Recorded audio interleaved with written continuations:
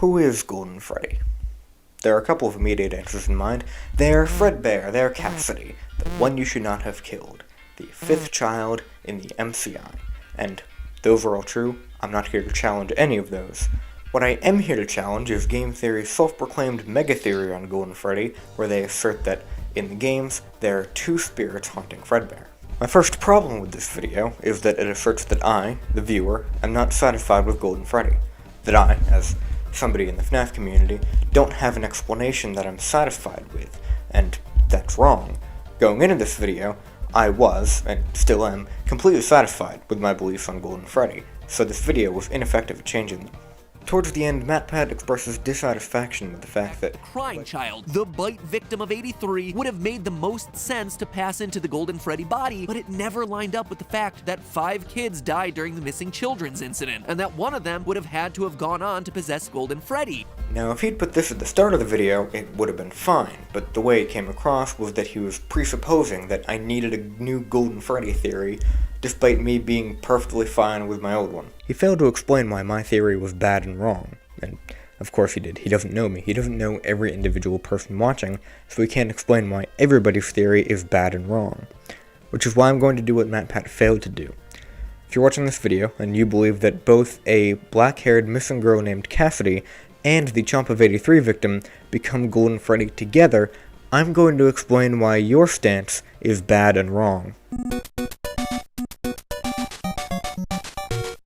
First, I'd like to address Fazbear Frights number 5, a collection of short stories that, full disclosure, I have not read. If there's any proof for the two spirits in Fredbear theory in here, then MatPat didn't present it in the game theory video. This book's epilogue, along with that of the previous one, establishes that the Stitch Wraith, the main focus of the epilogue segments, is haunted by two spirits, Jake and Andrew.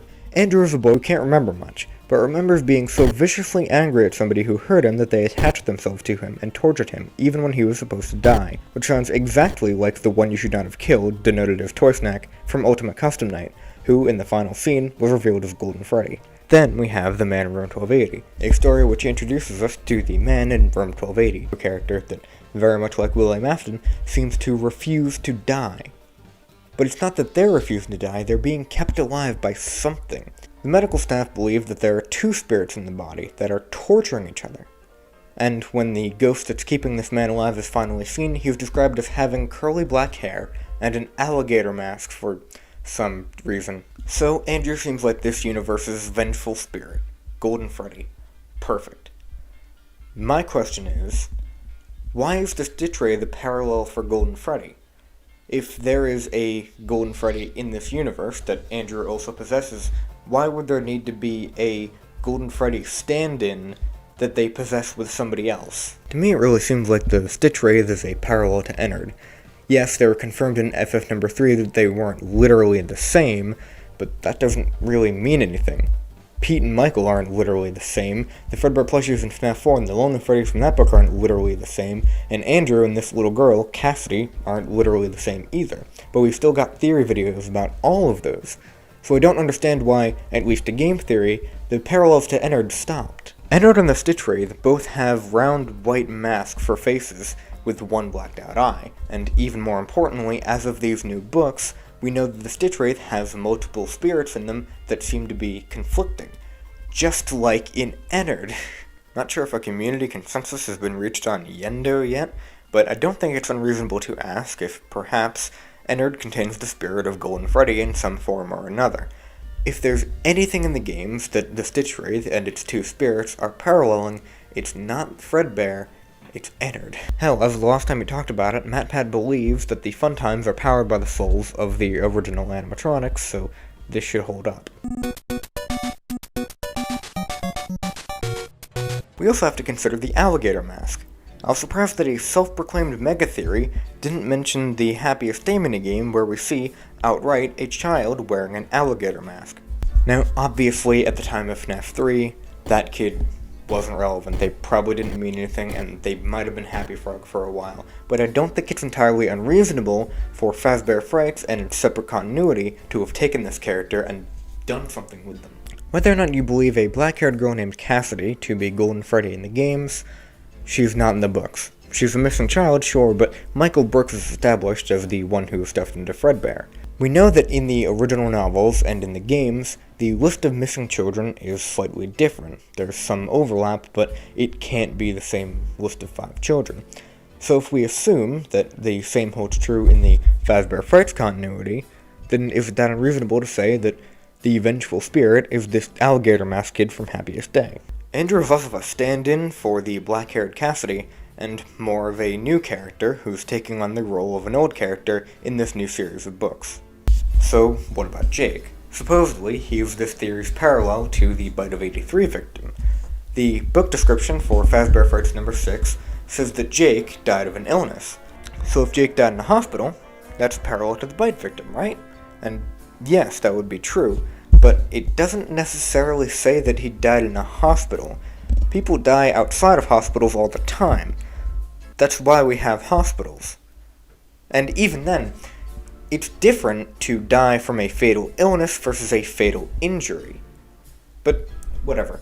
I'll just give this theory the benefit of the doubt and say that Jake is a parallel to the Bite victim. But if we turn our attention back to the original trilogy of novels, there is a missing child who is described as having a black and white striped shirt, that being their only identifier. So if the different continuities are cycling through missing children, and a different child is Golden Freddy each time, the new Fazbear Frights books can't really say anything definitively about the games, can they?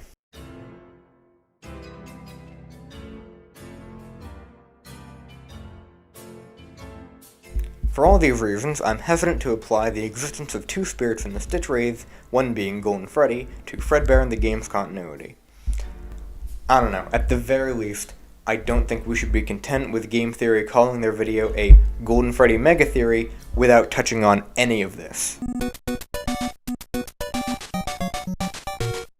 Back to the games, and my main issue with the 2 spirits in Golden Freddy theory. It doesn't leave it entirely clear, or at all, when we're seeing the Bite victim, when we're seeing Cassidy, and when it's both. MatPat says that the Bite victim is the one that says, "It's me," when he sees his brother working at Freddy's, and that Cassidy is the one that tortures William in Ultimate Custom Night.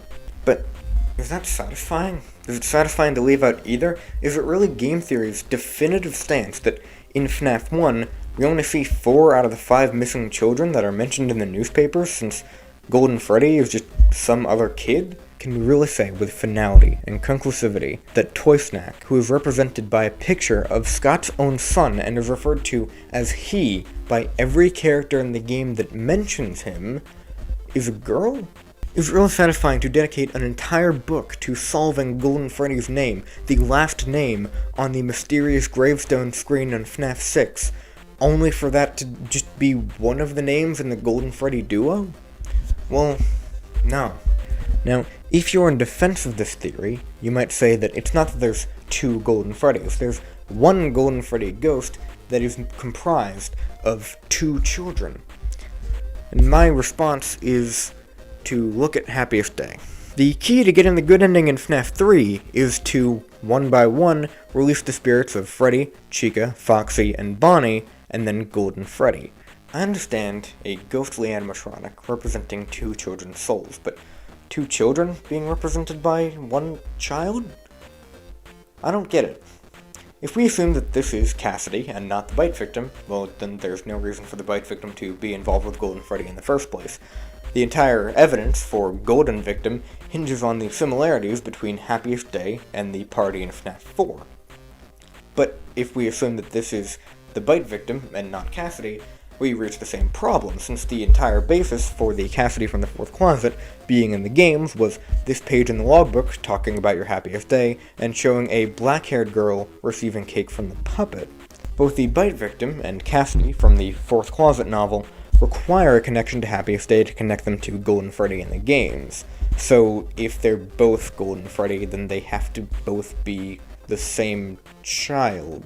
If this picture in the logbook depicts the long black-haired girl named Cassidy from the 4th Closet, putting aside how weird it is for a security handbook to have a picture of a dead girl, then does this in some way also represent the Bite victim, or does this debunk the both linger theory? If this isn't definitive proof that the Bite victim isn't the child in Happiest Day, then maybe the Bite victim is the child in Happiest Day.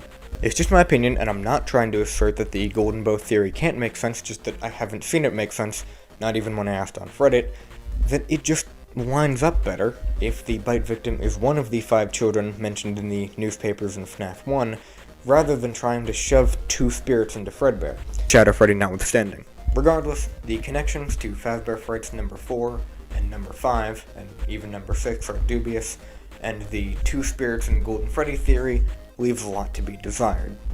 So no, this game theory video didn't solve Golden Freddy. That's up to you, the community. Good talk.